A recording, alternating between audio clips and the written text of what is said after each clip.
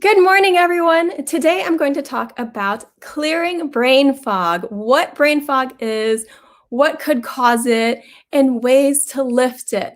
I'm Dr. Arlene Dijamco, the MultiDimensional MD, and my mission is to help bring the intuitive spirit back to medicine in practical and tangible ways for you.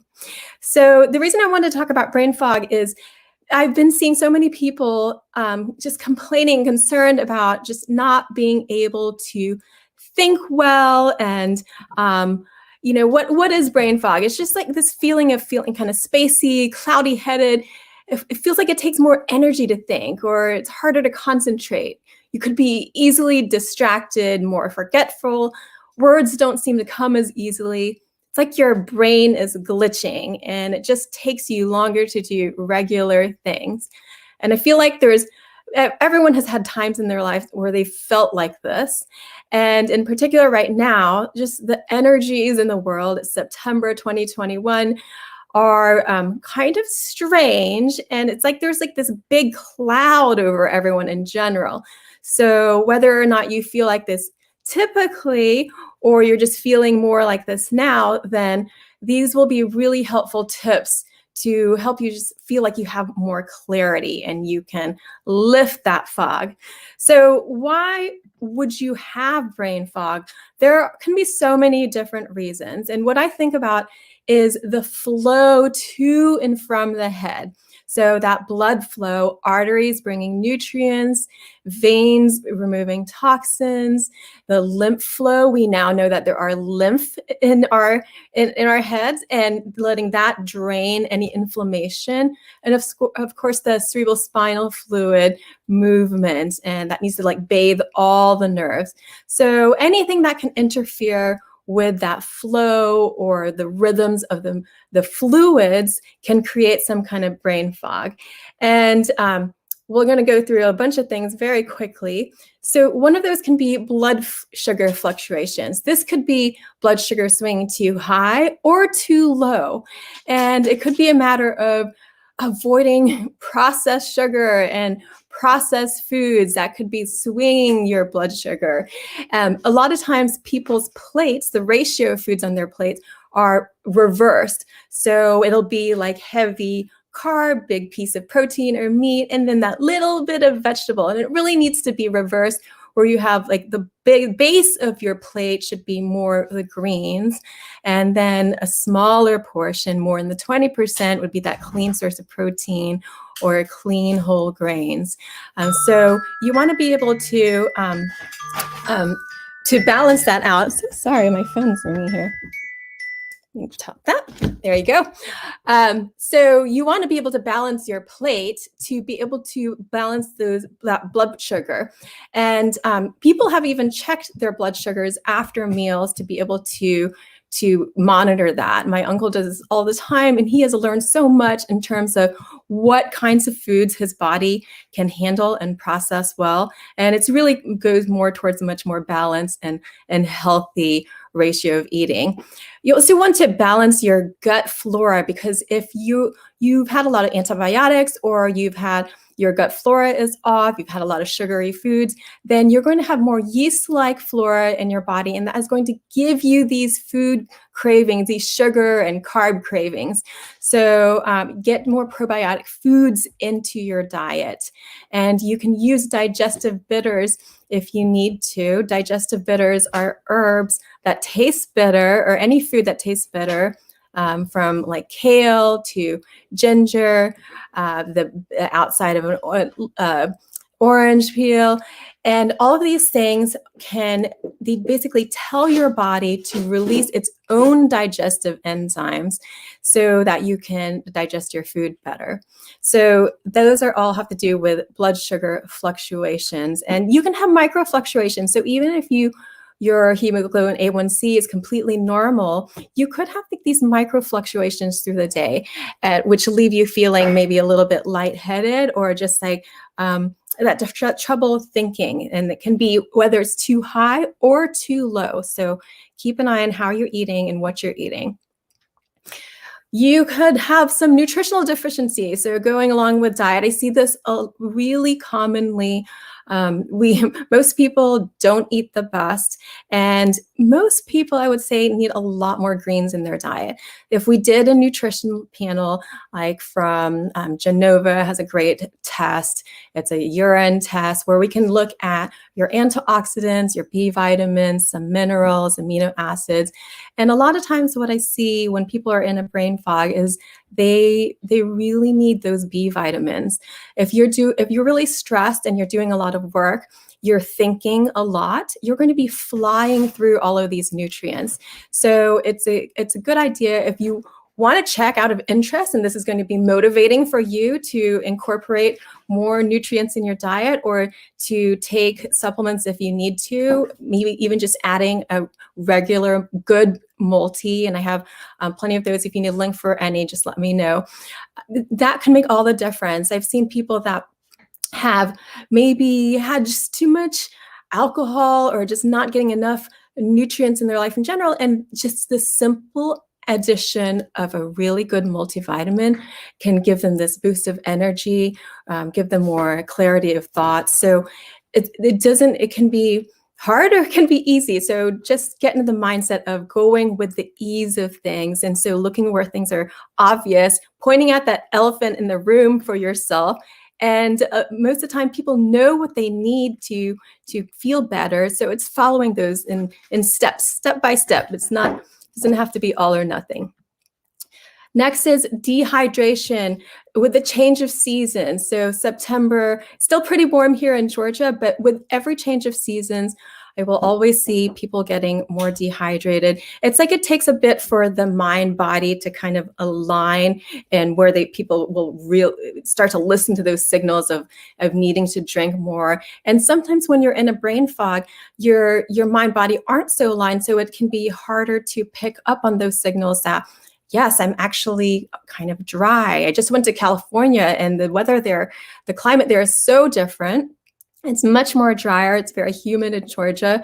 And so I had to consciously think of drinking water and getting good sources of water so that I could feel hydrated. Sometimes if the water source you're drinking is not the best, it's like you keep drinking it, but you never feel hydrated. If you need just motivation for yourself to drink, then pick something that might have some flavor, like coconut water, still be hydrating, or these water kefir drinks like Kavita, and just getting water from however you can, just to kind of get your mind into this idea that it wants to be able to drink and wants to get hydrated. So then the more hydrated you feel, the more aligned mind body will be, and it'll be easier to pick up on those signs.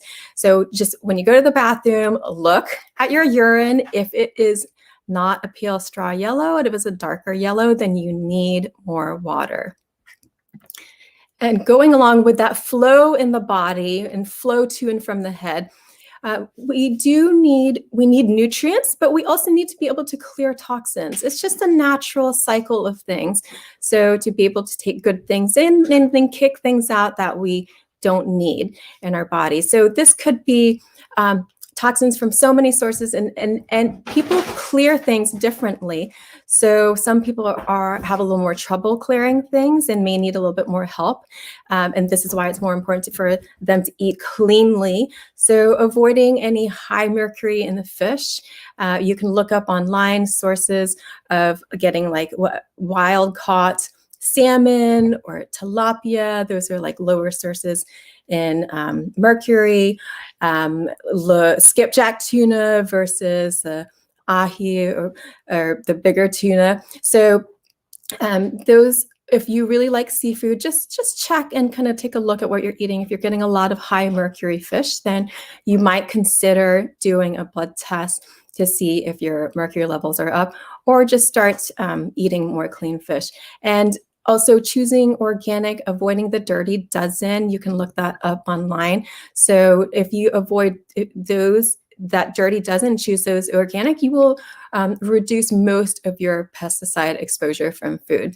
And I'll feel this in people in terms of what they feel like. To me, osteopathically, it's If they've had a lot of chemicals, if they're not eating really clean, then it can feel like you've thrown a wrench in their rhythms. They're a bit more sluggish. And so it's that feeling of like this fogginess, where it's like, it feels like more like molasses to me versus like this nice, smooth water flowing rhythm. Of course, getting more sleep. Now, this is whether or not there are periods in our lives where we just need more rest. And so it's this balancing of, do I need to just rest more to catch up? Maybe I've run myself to the ground. Maybe I've been sick, or I've just needed more extra time to recover. So to honor that, to take a nap when you need to. And sometimes it's, if you just get those extra hours of sleep, most people are behind. So it's like maintenance, but then you need extra to catch up, and you can catch up on your sleep. So to do that when you need to, and to set aside time where you can just get extra rest as you need to, can make all the difference. It really can affect your cortisol levels, your ability to think, to get you out of this fog. Other things that can affect brain fog include medications. So if you are on a lot of medications, or even new ones or changes in them, and if you've noticed a difference in your ability to think, and feeling kind of spacey, then please make sure you do a medical review with your physician. I've seen this so many times where medications have been changed and people have been on things for so long, especially in older people, and they can't even figure out what happened when, or which change might have contributed to how they're feeling. So always, it is never wrong to do a medication review. It's what you should be doing periodically with your physician, and to make note of these, it's that quality of life. So you want to be able to feel just like optimally where you be able to think and out of that fog. So very important to do. Hormonal changes I think every parent knows this. It's that mommy fatigue, that daddy fatigue, where you just have mommy brain. Maybe after you've had a baby, you have spent so much of your energy and your nutrition giving it to the baby, and then you have all these sleepless nights too. So easily you can have brain fog, and just pay attention to all those other things that I mentioned so far, and that can help with it. There are things that we can do to smooth out hormones, especially if you've been really stressed. That can also create fluctuations in your hormones. And so looking at various adaptogen herbs, what feels good for a person can vary, but common adaptogenic herbs would be holy basil, maca, rhodiola, ashwagandha. They all have these different feels to them. So I would work with your physician or holistic practitioner to see which one might feel best for you. And those have helped me so much periodically in times in my life where I just feel like you need a little extra boost to get you going. And it can just really smooth out things. So again, talking about that flow in the brain and the rhythms of the brain. So any injury, post-concussion injury, or it could be an injury elsewhere in the body as well, because if you think about those vectors of force, that impact can go through you, and that can disrupt the optimal flow in your body. So commonly I will see this post-concussion brain fog, even years and years later. And there are still things that we can do, even if you've had a concussion years ago, just to get that tension out of the body, to remove those vectors of force that your body tissues have absorbed.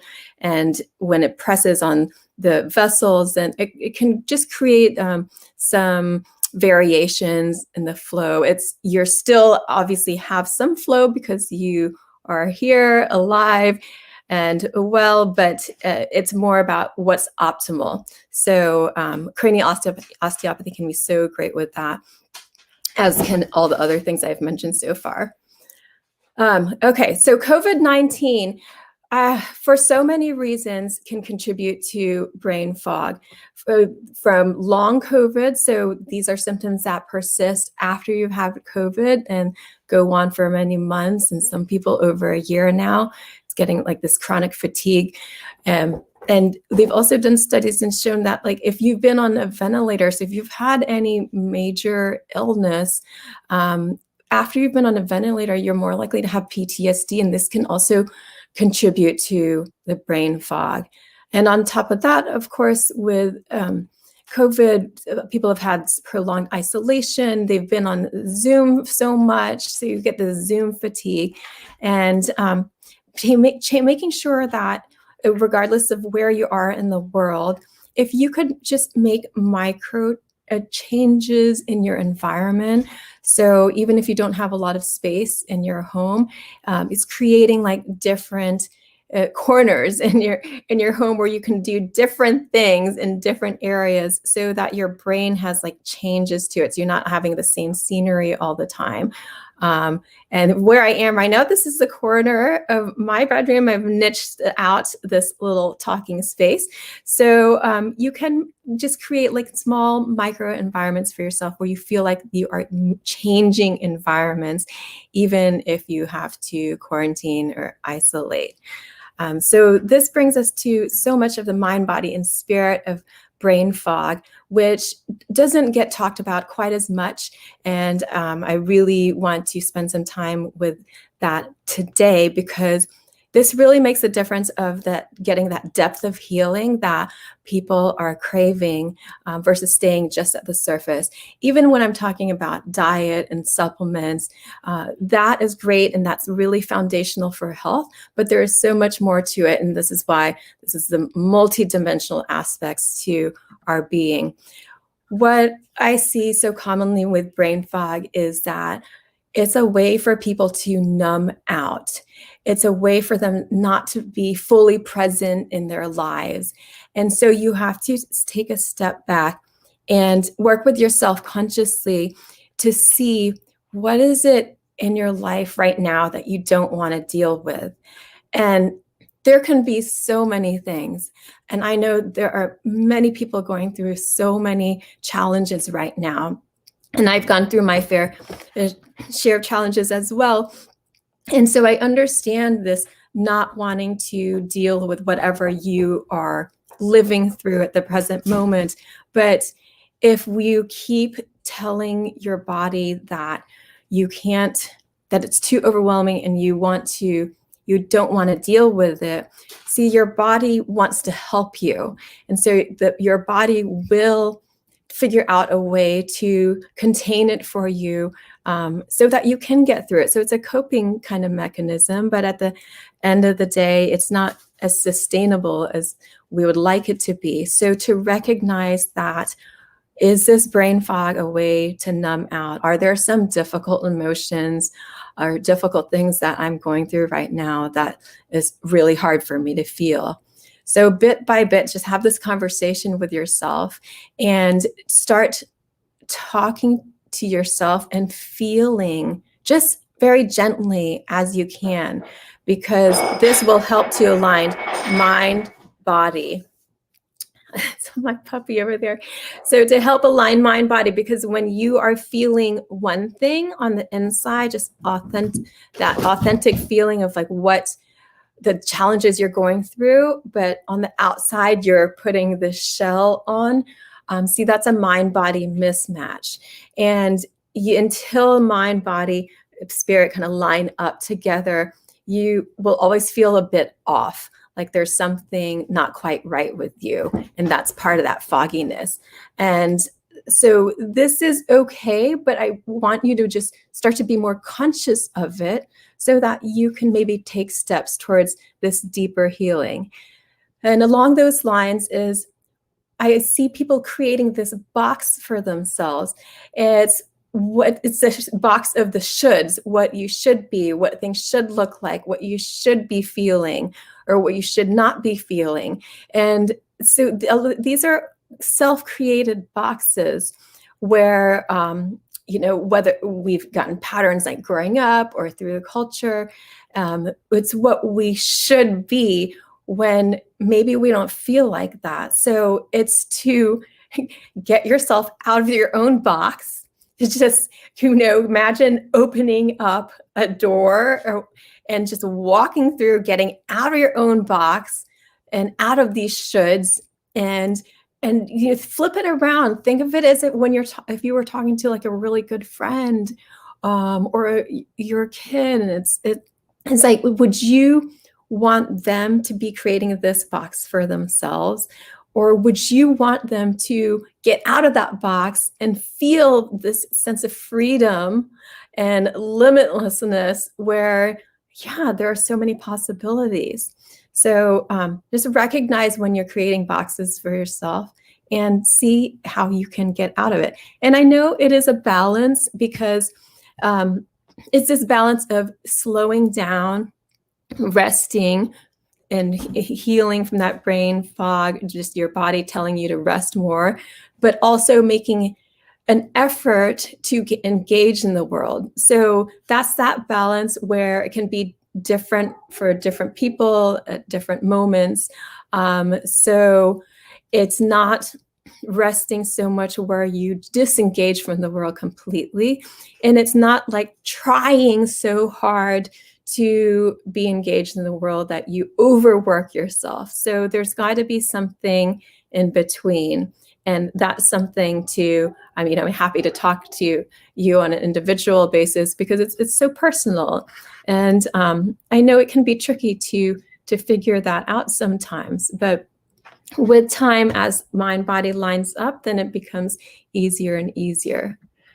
So, but while you're in a brain fog, I would suggest avoid multitasking, because when you're multitasking, it is another way to numb out, and then you're no longer mindful, you're no longer present with what you're doing.